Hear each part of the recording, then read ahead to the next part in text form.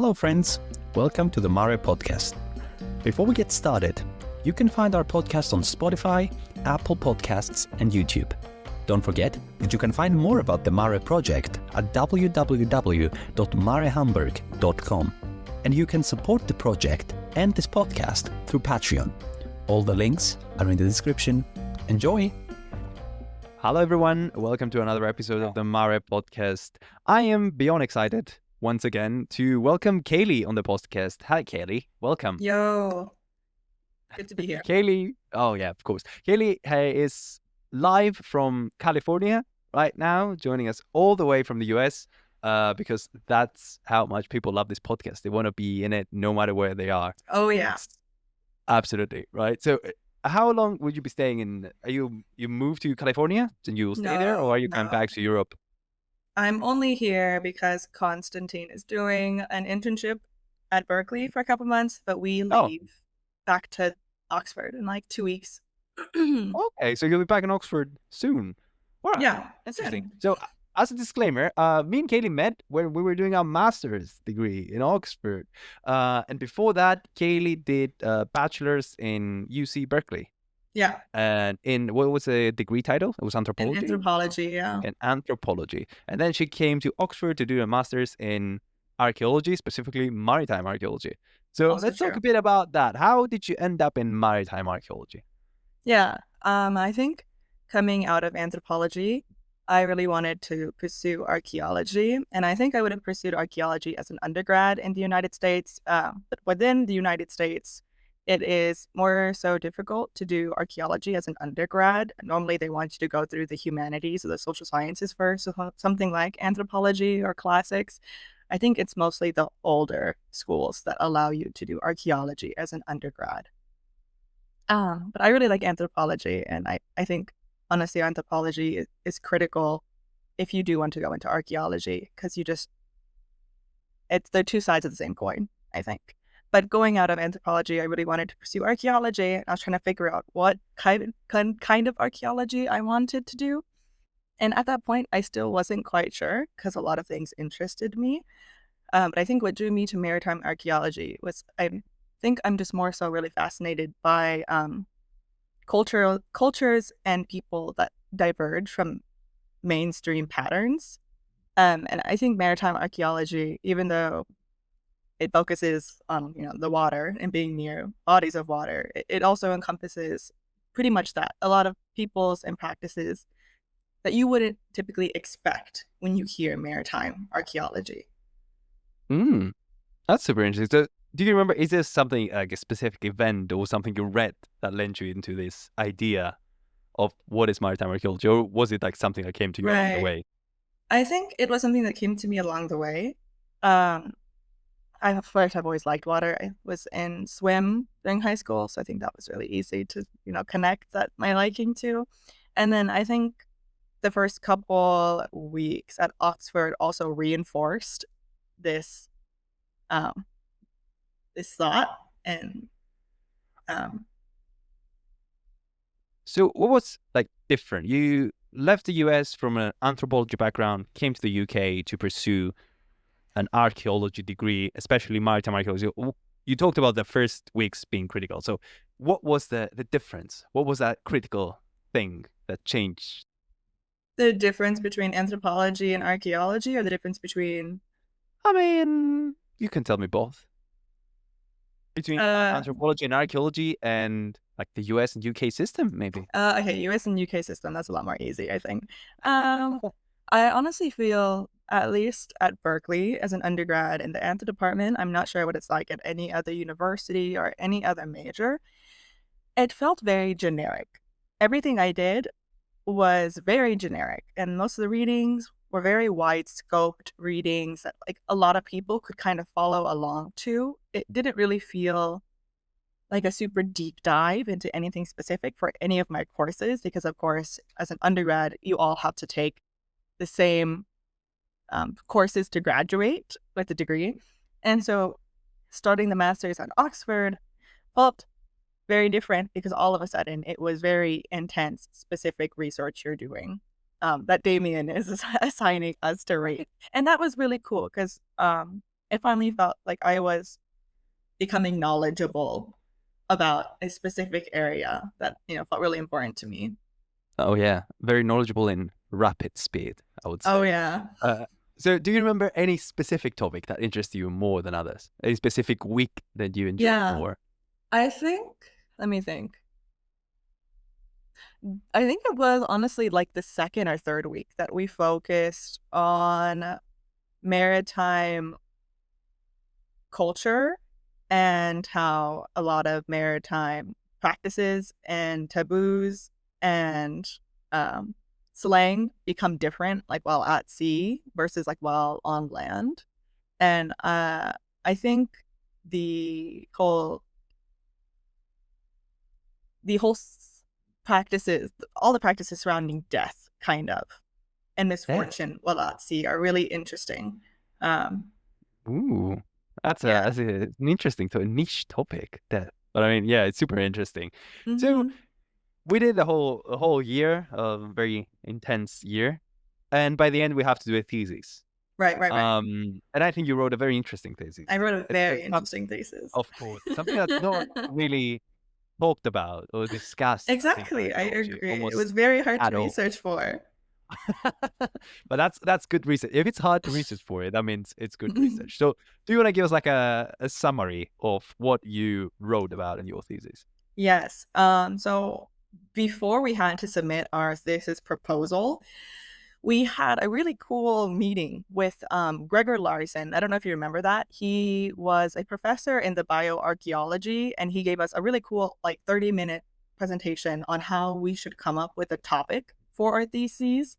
And I Oh thought, yeah, the yeah, Jack Russell picture. yeah, So exactly. yeah, And yeah. I thought he did a So out of phenomenal. context. Yeah. It was the picture with the dog, whatever that. The picture with the dog. Yeah, he pretty much came in, and he's a professor, like I said, in the bioarchaeology side at Oxford, and he just pulled up a picture of a really cute Jack Russell puppy, and he was like, throw me questions about this dog, and people are like, what's his name? Like what kind of breed is he? How big is he? And he was like, these are all really good questions, and he was like, this is how I want you to come up with a thesis proposal. He's like, you should think of a topic that you really like and then come up with questions you want to answer about the topic. And obviously that sounds super simple, I think, but I don't know how, but he made it doesn't feel that simple when you're trying to come up with a topic. And he just like, psh, and I was like, oh my God, he's totally right. And at the time, my best friend throughout pretty much all my childhood, his name was Bruno. He's my Chihuahua. And I had to leave him when I came to Oxford. So I was very sad. And him pulling up the picture made me think of Bruno. And I was like, what is something I could do as a stupid? But that combines to Bruno's maritime archaeology. And then I had a meeting with Damien and I spoke about this. And I said, I kind of want to do something with like animals and maritime archaeology because I don't think that's something that is super written about. You can find a couple of works, and I found a couple of really, really good works. But he was like, yeah, you're totally right. And then as we were discussing, he brought up the topic, I think, of a couple of pigeons that were awarded during like World War II for their efforts in flying like messages. And I was like, that is super legit. And then I went on the like Wikipedia page of animals that had been awarded during like World War I, World War II. You can find lists. And then in that list, there are a couple of pigeons. There's a couple of cats. I think like 1 or 2 cats. But most of the lists are actually dogs. And I decided that's what I was going to go with. And at the beginning, the paper was going to be more about dogs in military settings in World War I, World War II.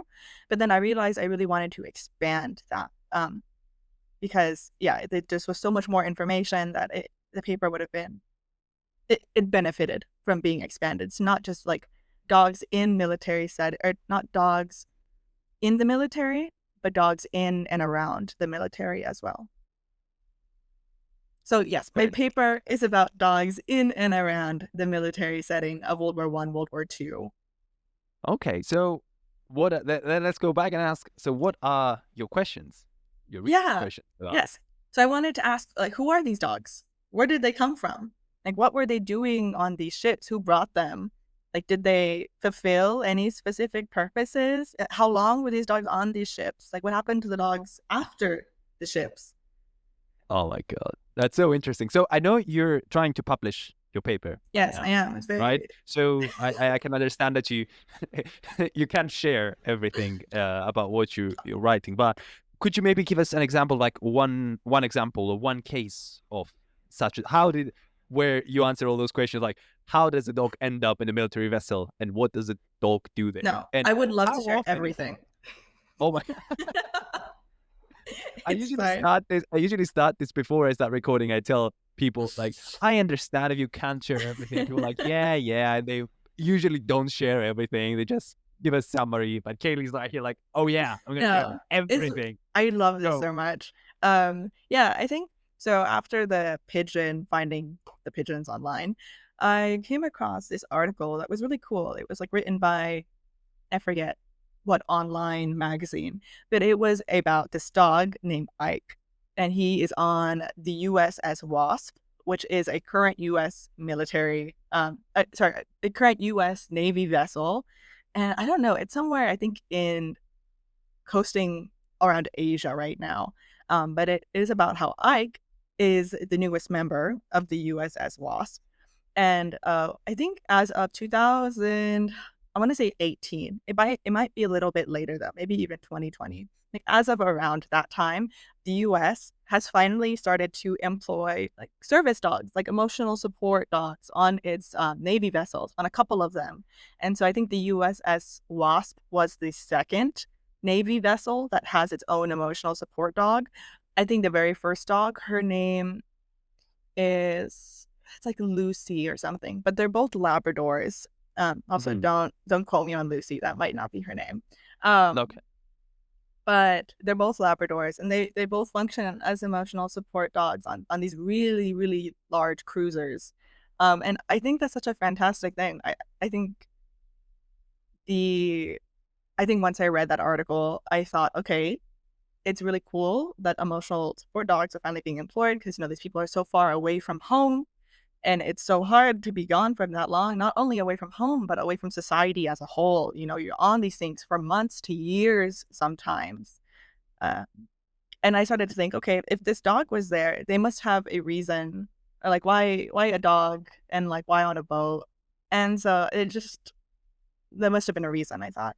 And so when you look back throughout history of dogs on boats, you see a lot of secondhand accounts of people saying, yeah, dogs have always been on boats since long time ago. Since, long time, dogs have been on boats. People have been bringing them.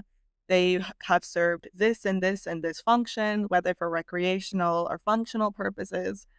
And it seems like it's a very large like stigma, like that this is a thing. But it's really hard to find any actual evidence. But if you like open up the like Portuguese water dog handbook, the very first page would be like, yeah, Portuguese water dogs have been around since so and so year, helping fishermen like tow back in their nets, or helping fishermen, catch fish, or swimming between boats to pass along messages between fishermen. And these are all really amazing, cool things we don't really think about dogs doing, or dogs having the capacity to do, or people even wanting to train dogs to do. And so it must have some historical like accuracy. If so many people around the internet, around the world, are claiming these things, it's just really hard to find evidence for obvious reasons. And so when I was trying to do research for dogs before Ike on boats, I came across a couple when like you Google dogs in the Navy, World War I, World War II, you start seeing a lot of really adorable photos pop up of crews in World War I, World War II, mostly like Western crews. Smiling in these like big photos of all of the members and then there's a cute little dog in the middle that they're all sitting around, and it's really cute. And but you see hundreds and hundreds of these photos. You go to any type of museum that has any type of online like catalog of photos, and you type in like World War I, World War II, you type in Navy, and tons of these photos will pop up. And there's like literally thousands and thousands of crews that had dogs during this time. Okay, so it seems like there were dogs everywhere. Yeah. Like so much that nobody cared to write something about them. Exactly.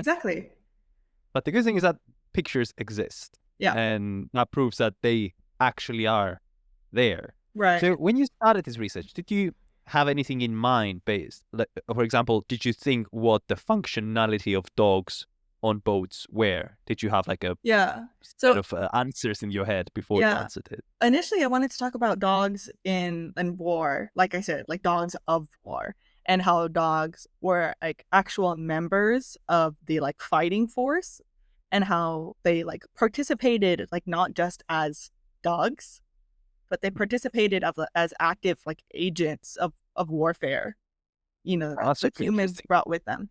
But like I said, I wanted to expand that. Yeah. And I realized that that topic is really cool, and I might research more into that later.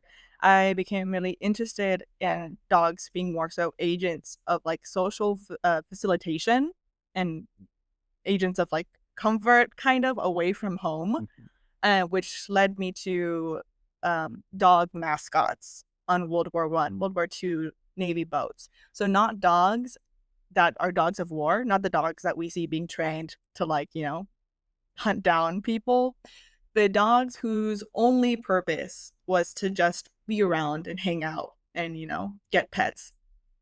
Nice. Oh, that's so cute. So it might have been a situation where on the same boat, there will be a number of dogs who were there, the trained war dogs, and then there will be like this 1-2 puppies who will be there just for fun. Yeah. Actually, you're probably totally right. And I think there's one book, it's about the USS Arizona. It was written by Paul Stilwell. P. Stilwell, at least. I feel like it's Paul, but it's P. Stilwell. And in that book, he discusses the history of the U.S. Navy vessel, the USS Arizona. And within that book, he describes an instance of where they bring a puppy on board the boat, and they have to like smuggle it illegally because their captain didn't want them to have a dog on the boat, obviously. But there's an instance where they have to move a cargo of military dogs, dogs that are being shipped. I forget where, but that happens. Yeah, okay. Oh wow, that's super interesting. So, we established that dogs were a thing on boats. So before I go more into like talking about dogs, because I think it's super interesting, I need to ask: were there any other animals, or were they just dogs? Tons of different animals. There's a really good article by M.A.R.E. we spoke about before this article. Oh yeah. For the Zoom. Before the recording, Before the recording. Yeah. And M.A.R.E. introduces a bunch of different animals. So not only while dogs were one of the primary animals brought on board, you'll also see tons of cats during World War I, World War II. Cats were also super around. They seemed to have very much of the same characteristics of dogs. They were kind of just there to get pets and to hang out and to chill around. They also they have a slightly different vibe. I think the cats did. It's a little bit different. But then also you see a bunch of wild animals. Sometimes people had goats randomly. There is like one crew that was super famous for having a cub bear on board for a while. I think a bunch of parrots. I think one crew had a monkey too, and I think this is mostly because of the like international travel that's happening during this period. I'm honestly not sure how you end up with a cub or like a monkey. But people they had goats, monkeys, pigs, bunch of different animals that were really important to these crews. I can see how a goat on board would be useful. I mean, and they were not to eat. No, Oh, to milk. I wasn't specifically mentioning food, but yeah, sure. I mean, I can see how they could have a chicken on board, laying eggs. Mm-hmm. So that would be Yeah, some super places had chickens too. useful. Yeah. Mm-hmm. Yeah. Even though that sounds like a terrible idea to sleep next to or Yeah. close to, I imagine they make a lot of noise. But at the same time, like they have fresh eggs every day, so Yeah. that's good. I imagine Anyway, that would probably be nice to hear, though. I think after a while, being so far away from home, like nature maybe, sounds maybe. that isn't just the ocean, you know. Yeah. Oh my, yeah, But maybe. who I mean, knows? you're making a very good point. Like even some noises that we may find annoying in like land society Right, right, on a boat might be super nice because oh my god, we can hear how I don't know right. The land world. sounds. Yeah, Yeah, so that's super interesting. So let's go back to you mentioned that most of the pictures and most of the cases that we see are a Western phenomenon. yeah, But I imagine that the feelings of like longing and staying on board a ship for a while, months, years, weeks, that must be shared throughout the world. I yeah. imagine. I think So obviously. why do you think this is a Western phenomenon? Is it because we don't have evidence for like Eastern cases, or Yeah, is it something else? It's I just think not enough evidence. I think most museums are very obviously Eurocentric, Western centric, and so most of the examples we do have come from other Western countries that have either provided these photos to us or that we're just more heavily interested in the history of. And so while I do have, like in the article I wrote, there are examples of um, like Eastern countries and their like companions. Uh, those are mostly just like Eastern regiments within the Western world. So there was a couple of U.S. Navy vessels that were just composed um, of like Chinese Americans or like Filipino Americans. Um, and so, yeah, I think this is mostly just a bias in history, Yeah, obviously. that's okay, very nice. So you also mentioned the animals, dogs especially, being found in like fishermen boats, Yeah, helping with fishermen. So right. is there kind of like an ethnographic parallel to that somewhere in the world? Yes. Is it still The, happening? yes. Okay, so this is definitely research I want to continue. There is a really, really good paper. The author's name is her last name is Lugli. And she published a paper, I think in 2018. Let me look up the title. Her first name is Francesca, and no, actually 2023. Wow, super recent. Just kidding. So the article is called "Wolves, Dogs, and Water: Dogs and Fishing Boats," and she published it in a book called Dogs Past and Present, which was a conference I think that happened in 2018, and they finally composed the book in 2023. And I've been in contact with her because she is one of the only archaeologist/anthropologist who studies dogs in maritime environments. So I instantly wanted to reach out to her because she was one of the only first-hand accounts I could come up with. But yes, in that paper, she talked about the extensive history of dogs as right now companions and in the past, like functional workers in Italian and Portuguese fishermen ports. And so, yeah, she just did a study like in 2000. It was published in 2018. So she probably did it a couple years before then, I imagine. Yeah, and she surveyed Italian and Portuguese fishermen, and most of them said that while bringing dogs on board boats is illegal due to the like biohazard, because Oh, they are actively catching fish to sell in markets. While they yeah. know it is illegal, it's kind of loosely enforced, or it's so loosely enforced enough, at least, that most people are able to get away with still bringing their dogs with them to fish. And while most of them now just say they do it because they love their dogs and they just like having them out with them, they do say that they know that it's always been done. Like their ancestors did it, and it's a continued tradition that they like to, yeah, like to practice and continue. Wow, that is super interesting. So do you see your research developing your research further? Are you thinking about PhD positions or research Y- positions, something like that, or Yeah, something you want to do in your free time? yeah. So I just applied to Oxford for a PhD in, Ooh, good but I luck with that. thank you. Oh, thank you. I applied though in the bioarchaeology side for Gregor. I applied with Gregor Larson actually, in a totally separate idea that I would talk about again if you wanted another episode with me.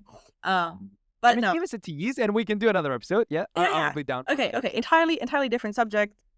There are these native dogs that belong to Patagonia. So that's Chile and Argentina. And when the Spanish came in the 1600s, they took note of this dog that the Native Americans of Patagonia had trained to help them fish. And so they would throw the dogs off their canoes into the water, and the dogs would herd fish into their nets. And they would also hunt otters. So they dropped the dogs off the boats and they would hunt down otter for them. And that is very interesting. It's one of the only Wow. instances that we have like evidence for dogs actively like doing things in water, you know? And so Wild. that's what I applied for Geiger Larson because unfortunately these dogs are no longer around. They've been eradicated, I think, as of like the early 1900s. Um, Mm. but very very interesting. So what But do you plan on doing? You plan on like finding like I don't know yes, so fibers of their body and studying them? uh, we have a couple of specimens in 2 or 3 museums. I think there's 2 in like Chile, Argentina, and there's one skull at the Natural History Museum of Paris. And so the issue that I would like to talk about is currently there's 2 dogs. We thought there was just one dog. It was just called the Patagonian dog. But now we know it's at least 2 different dogs. And so, well, only one of those dogs is responsible for the fishing. And so I want to dive more into the genetics to determine what dog is what dog and Wow. the ancestors of the dog. Because the next issue is that one dog is supposed to come from the Lycolopics, which is a type of fox in South America. It's not really a fox because it's more so related to wolves, but it is divergent evolution where it looks like a fox and culturally it functions as a fox. Um, and so it's just this whole really interesting mix of things that are kind of confusing that we don't really know what is what or why people did what. So it's really cool. Wow, that sounds superbly interesting. I hope you managed to do that. Yeah, me That too. sounds it would be lovely to have you back in Oxford soon, I imagine in October. Does it start in October? October. All right. Yeah. So you chose to go into basically now that you applied, you chose to go into research of I would say maritime stuff. Yeah. It's a Yeah. maritime I oriented definitely. topic. Yeah. Yeah. So why choose that path for you? Because it's a big decision, right? Going Yeah. into a PhD. I think the hardest part of doing a master's and doing a PhD is deciding what you're interested in and what you want to do. That is entirely the hardest part. I think the research is that hard. It is just deciding like what you want your niche to be. And that was always really hard for me, even throughout my undergrad, thinking about I always knew I wanted to continue doing research. I just didn't know in what.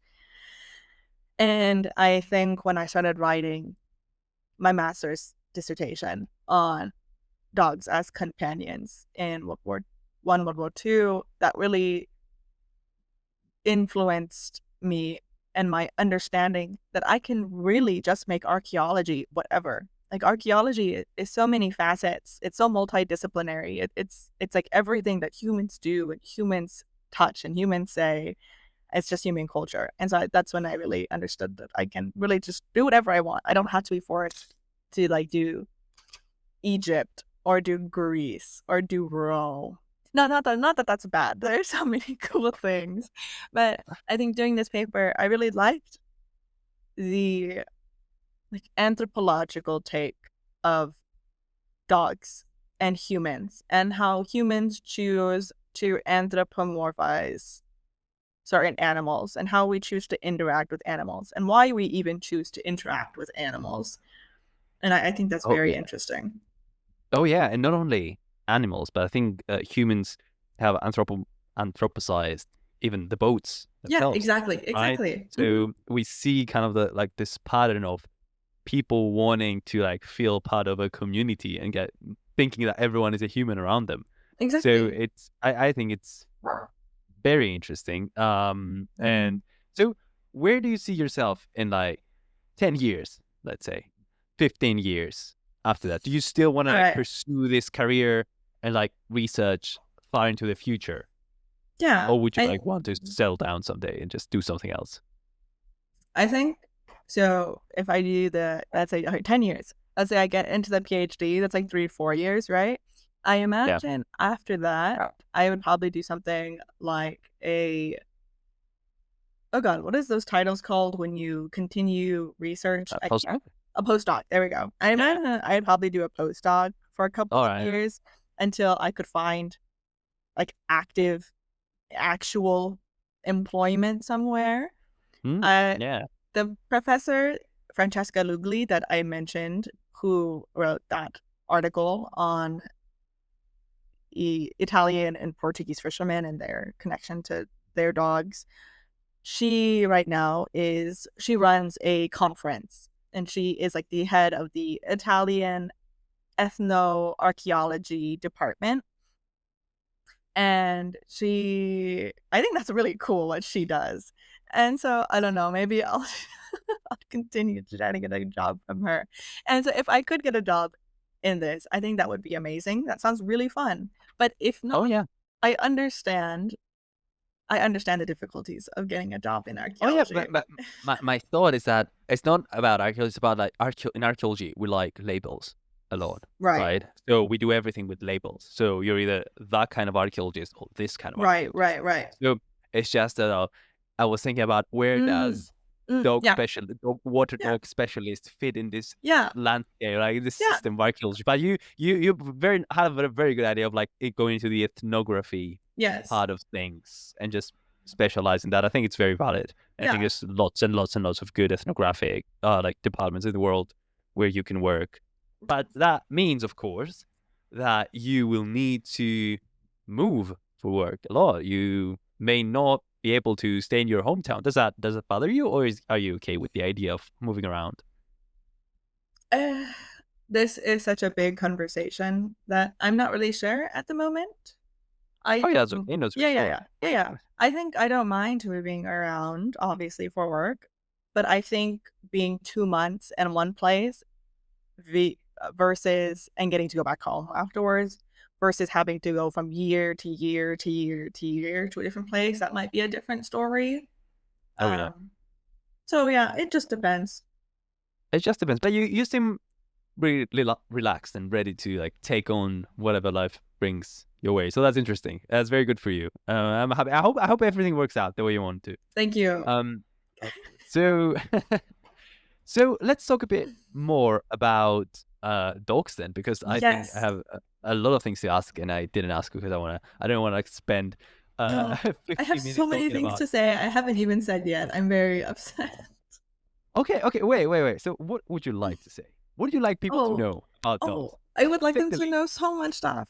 Okay. Actually, I I'm gonna start talking, and I'm just gonna continue talking. You stop me when like time is done or when I've said too I much, will never stop you. because Go. I know we're close on time already. Okay. Oh, that's all right. Don't worry about time. I'm gonna cut it into 3 episodes if you go for 3 hours. Honestly, I Go could. crazy. Okay. So dogs on boats, right? How do they get there? Where do they come from? Whoa. So Is when it like a reference like BoJack Horseman or something? is it? I feel like the tone of your voice reminded me of something. No, I definitely Anyway, wasn't referencing anything. I go was back. just so Okay. excited. Uh, also, okay. So when it is difficult to research the history of these companion dogs because, like you said, there's so much like forgotten history about them. People just didn't have time to write this down. I don't think that they didn't think it was important, but it was so commonplace during this period. I think that people they never realized that in this current time, we wouldn't have as great as an understanding as it was in the past. So there's not a lot of firsthand accounts of these dogs. And there aren't, as I know of at the moment, there aren't any academic articles about these dogs. There's a lot of books, a lot of really, really informative books about different companion dogs. But those are more so just like little tiny biographies of each dog and like their cute little accomplishments. Entirely adorable, but not very informative as a whole to this practice. And so most of my information was peeled from these little mini biography books and then peeled from where they got their information, which is normally like biographies or published journals from members of these crews, or like secondhand, third-hand accounts from their family members who are like, oh yeah, Uncle Jack used to tell me about this time when he was the best friend of Jack on board of the USS Amazing or something. And the other place I got most of the information was from like Facebook posts from different navies. So like, yeah, the USS Institute, like blah, blah, blah. And they, once in a while, they'll post really amazing photos of like a dog and crew members. And they'll say something like, yeah, this was Jack and Peter. They were best friends. They did this and this and this. Or they'll publish like, hey, this is the collar of M.A.R.E. aboard, yeah, the USS Cool. And it'll say, yeah, USS Cool, M.A.R.E. And they'll say, served from 1917 to 1922. And they're really, really cool things that you have to piece together the histories of. So as I was looking at this information, I discovered that just like humans kind of were drafted through multiple methods into the Navy, it's kind of how they got their dogs as well. A lot of dogs were gifted to Navy. So if your brother Jack was joining the Navy, his sister Sarah might give him a dog and be like, take him with you. We don't want him. And so they would take them with them. Other dogs were rescued from either ports or operations. There are a lot of dogs that were taken from like German U-boats after they sunk. And so the puppies had been on the German U-boats, like, being companions there, but then they sunk them. And so they took the dog with them, kind of both as a trophy, and they were also rescuing these dogs. Was it a hostage? Was it like a rescuing mission? No, totally not hostage. They became members immediately of their new boat. Oh my God. I imagine the admiral's like, yes, Admiral, we captured 3 German officers and a dog. And a dog. Oh, and then some dogs were also like stolen onto the boats, like illegally. There's a lot of dogs that were just taken, and they weren't supposed to be taken. And you get a bunch of funny people saying, if we get far enough out to sea without the captain noticing this dog, at some point it'll become too much of a nuisance to turn the boat around and drop the dog back off that the captain will have to say, he can stay. And so you get a bunch of people doing that as well, trying to hide these dogs until they're far enough away from port. So yeah, that's how they get on the boats. And the dogs also weren't just on boats. Obviously, navies have bases on land throughout the world in different places. Yeah. And so you see also a lot of dogs being the like on base dogs for the Navy. And so they never go out to sea. They are just the general Navy dog that is on land. And so if you look up Just Nuisance, he was the Navy dog for the Royal Navy in South Africa, and he's very, very famous. He never went out to sea, but he was a Navy dog all the way. And people would come visit him when they got back from the ports. and he was always just there. Let's see. And he was a very good boy, I He was imagine. incredibly very good boy. Let's see. You also see once the dogs are on the boats that there is, just like people, there's also a method, there's also like a form of hierarchy among these dogs. Some dogs like had to be hid the whole time. Some captains just didn't like the dogs, so the dogs were forced to be hid, and they couldn't live their full doggy lives. Other dogs other dogs were like captains' pets that the captains themselves would bring onto boat. Like this was their dog that their wives were like, we don't want you to have this dog at home anymore. Please bring him with you. And so yeah, they did. And so these dogs, like Bams is from the Norwegian vessel. I don't know how to pronounce it in English spelling. It looks like the Thorod or the Torod. Okay. Maybe it's said somehow differently. But yeah, he's from a Norwegian vessel. But apparently he got the like VIP access to everything. He had his own like dog food that the Navy would ship in for him. He got like these like beautiful wicker baskets that were his beds, and like he had his own bedroom in the boat. In the bedroom, I think, was just like a closet they had converted to like his bedroom. That's so cute though. It's very cute. He had a bedroom. He had a bedroom. And so it's very interesting to see these, what's the word? The treatment of these dogs. And you also see the dogs also are being given like uniforms as well. And so these dogs either they get really cool collars that are really, they're made of like leather. And then they have these like metal inscriptions on them that say the dog's name and the dog's vessel. And it's really cool to see that they had like so much pride in these dogs, and these dogs were like actual members of these boats that that they had. They even bothered to inscribe these things onto their collars. You also get little miniature dog uniforms sometimes, so they get their own little like USS amazing something, yeah, like uniforms and stuff, and they start getting their own like ribbons and awards too. They have their own little like world in which they are full members of these communities. Wow. And it's also really interesting because I think while some dogs were big enough to fit into like human Navy clothing, they could just kind of like put on top of them. For like the little mini doggies, obviously they couldn't order like a size extra small dog in Navy military. And so for these dogs, it's obvious that these were handmade. Yeah.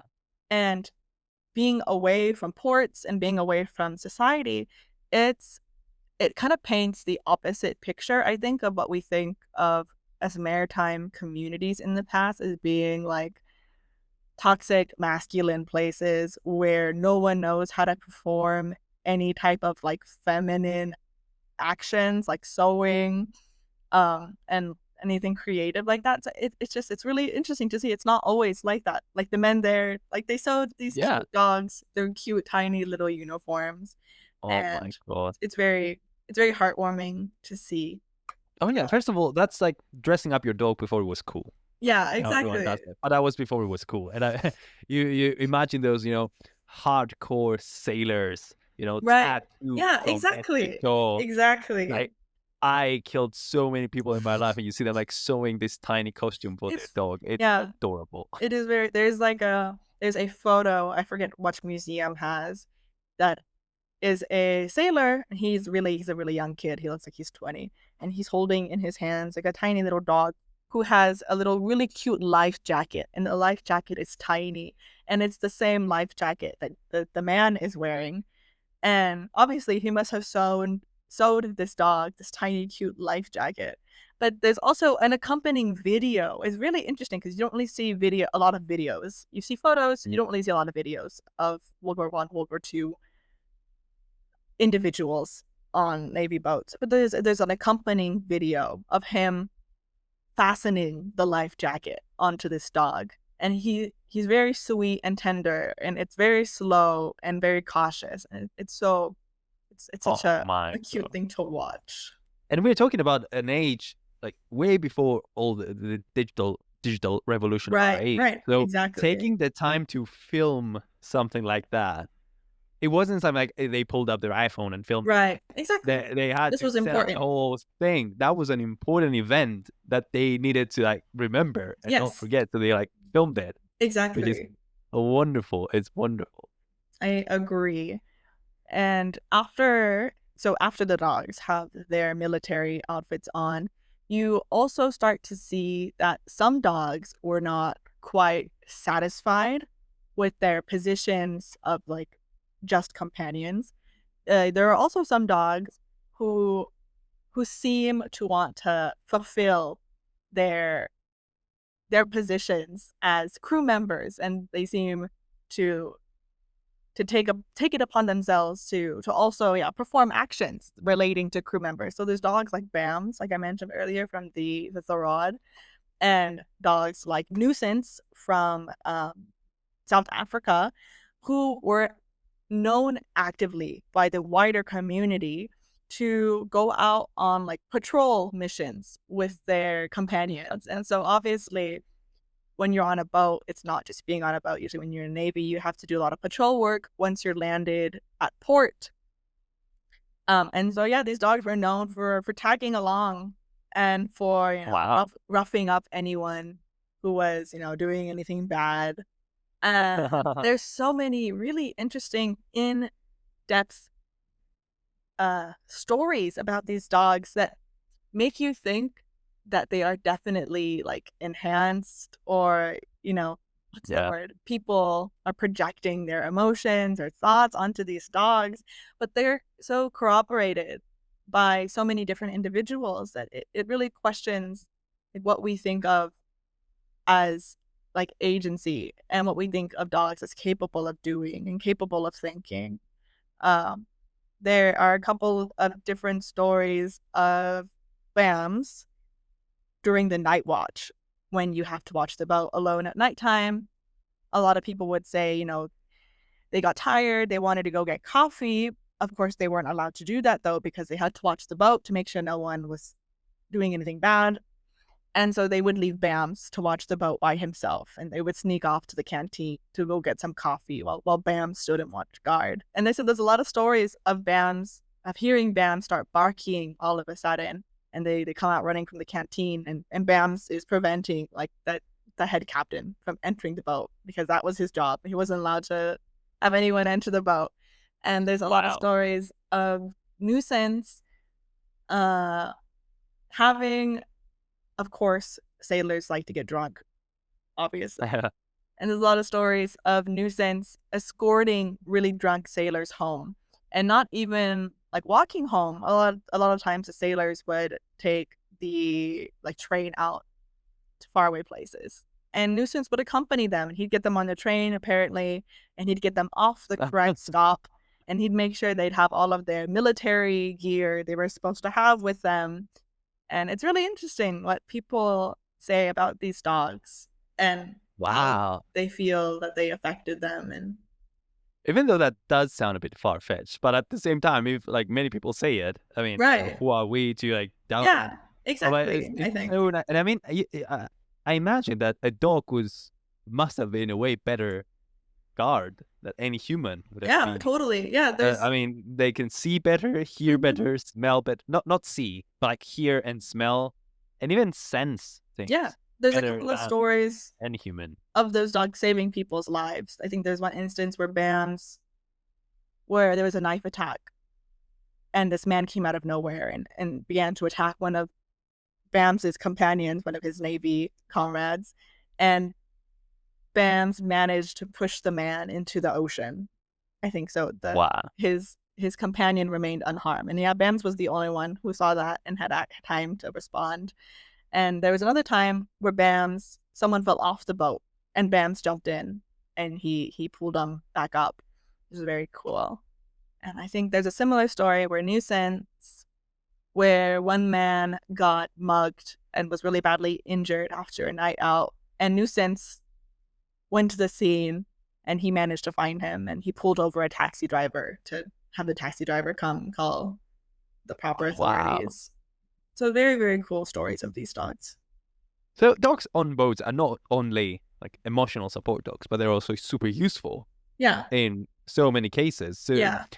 It would be like the way you explain it, it's almost like a no-brainer that a dog wouldn't be on a boat. Like, why wouldn't you have a dog on the boat? Right. Why wouldn't you? Yeah, it's like everything it does is good. And there's no reason why not to have a dog on the boat. So that even makes me think about the captains who didn't want dogs on the boat. Were they just bad captains? Were like, no, I want you all to suffer. I think at this point it was just illegal. During this time, it was illegal to have animals that were like unsanctioned onto these boats, and everyone knew that. But it was a general, also just not enforced kind of law. And so I was under the impression that there was this narrative that the sailors would not take animals on board because it was bad luck. Was it that something of the age of sail that changed during the World Wars? I think during the World Wars, this narrative definitely went away because you see tons of animals. Even before World Wars, when you think of like the 19th century, and then even sometimes during the 18th century, you see journal entries of captains having their dogs with them. And it's just their dog that was treated like royalty on board Navy vessels. So I definitely think there was a shift after. Okay, but we can see dogs before the World Wars as well. Yes. Oh, okay. That's superbly interesting, and it's nice how I think it shows to anyone who is looking to do a research degree in archaeology how if you are interested in one thing, you can create this whole world of research and narratives and discussions around that topic, because as you said, archaeology is about the humans, right? Yeah. So most of the things we care about, someone in the past cared about as well. Yeah. Especially contemporary archaeology. It's so multifaceted. Like for this article, talking about archaeology was difficult because obviously we can't see like dog footsteps on vessels. It's hard to find archaeological evidence of these dogs. But what makes this article possible, is all the photographs and all the journal entries and all the tombstones of these dogs as well that were commissioned after they died, that are very reminiscent of maritime tombstones as a whole for humans. They definitely hold parallels. All right. Do you remember some examples of what they say? Or like the iconography on them? There's an article called Gravestones and Monuments in the Maritime Cultural Landscape by Stewart in 2007. And he writes in that article about the collective theme of maritime tombstones and how they reinforce that the sea is a kind of scary, unknown place, and reinforce the collective like memory of these individuals who have died at sea and who will no longer have access to. And they bring together communities of people who all share similar stories of having family members who died at sea. And all of them are very descriptive. If they don't have quotes or if they don't have any kind of biblical sentences, they will have either or and corresponding images of powerful vessels sailing in really turbulent waters, or something that shows to the audience just the scariness of sailing at sea and how dangerous it is. And when you look at these tombstones that were created for some of these dogs, it's really powerful. It's not only were these dogs, like given clothes and given titles of, you know, whatever their titles were, lieutenant commander or so and so. People bothered to make them tombstones. Like, let me find one. There is a tombstone of a dog called Bruce from the HMS Formidable, and he actually has a really kind of sad story. And it was, let's see, it was the HMS Formidable. It sunk in the English Channel, and apparently the Captain Loxley and Bruce were last seen escorting people off the ship and making sure as many people could escape. And apparently Captain Loxley was just smoking his cigarette calmly, you know, giving out instructions. And Bruce was there with them the whole time. And at the end of the day, Bruce and Loxley were discovered dead. And the survivors of the boat commissioned a tombstone for Bruce. And the tombstone now lies on the English Channel beach. And it says, let's see. It says, Bruce, he's a terrier, says, who stood till the end with Captain Loxley on the bridge of the HMS Formidable when sunk by a torpedo 30 miles from... let's see. The writing gets kind of bad. Anyways, sunk by a torpedo, and it continues for a little bit longer, and the grass has kind of grown up around it, so it's a little bit more hard to see. It's a really pretty tombstone, and it says a lot of information that parallels the information on human tombstones in maritime environments. And you see a couple of these tombstones like this. He's not the only one. Oh my God, that's such a touching story. It is very touching. Like I said, an innocent creature just, you know, sitting there sinking with the ship. Yeah. Because that's the home it knows, you know, that it's the dog is part of it. So of course he stood by the captain. Where would he go? But on that like touching, amazing story, I would like to wrap up this conversation. Yes. I think we could definitely do more. We can definitely talk more about it. Let's do it in the future. Yeah. But for now, do you have any closing remarks? Yes. Okay. So I wouldn't say. Oh my God, she was ready. Just because there's so much I haven't said yet. Okay. Oh my God. Not only part 2, and you'll talk about everything. Okay. We can end it here, I think. So we can end this part here. Not only were these dogs given tombstones, a lot of them are still commemorated and remembered to this day. So dogs like Bams and Nuisance, they have yearly like festivals and like remembrance tours that happen. I think every year there's like a Nuisance lookalike contest in South Africa where people come. It's just like a hangout day, and everyone brings their Great Danes. Because right now there's a really big statue of just Nuisance, and he hangs out at the port where he always used to hang out. And it's really cool. He's standing overlooking the water, and it's a really nice statue. And I think for most people who don't know his history, it's a really interesting thing to find. It's like, why is this huge dog hanging out here? So there's a yearly contest every year. Bams, he died away from home. So he died in Scotland.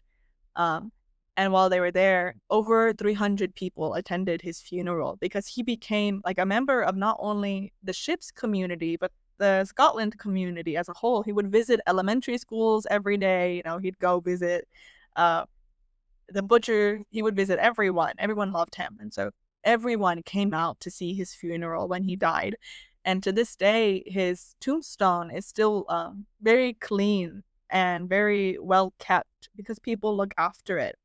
These tombstones and these dogs as a whole become a focal point for collective memory in communities, I think.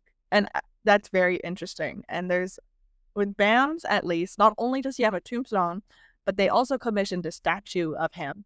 And it's really cool because his statue looks out to the sea facing Norway.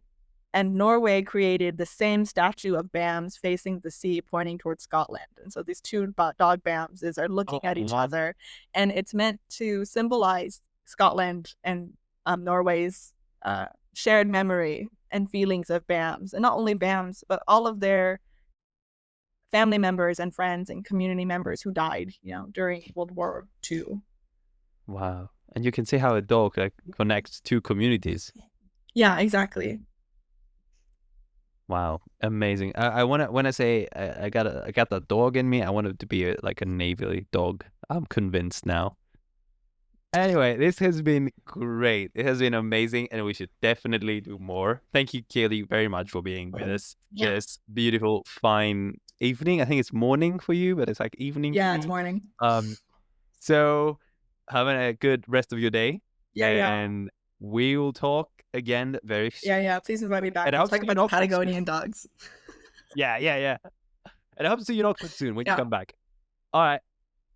Thank you everyone for listening to another episode of the M.A.R.E. podcast, and I'll see you all next time. Bye. Bye.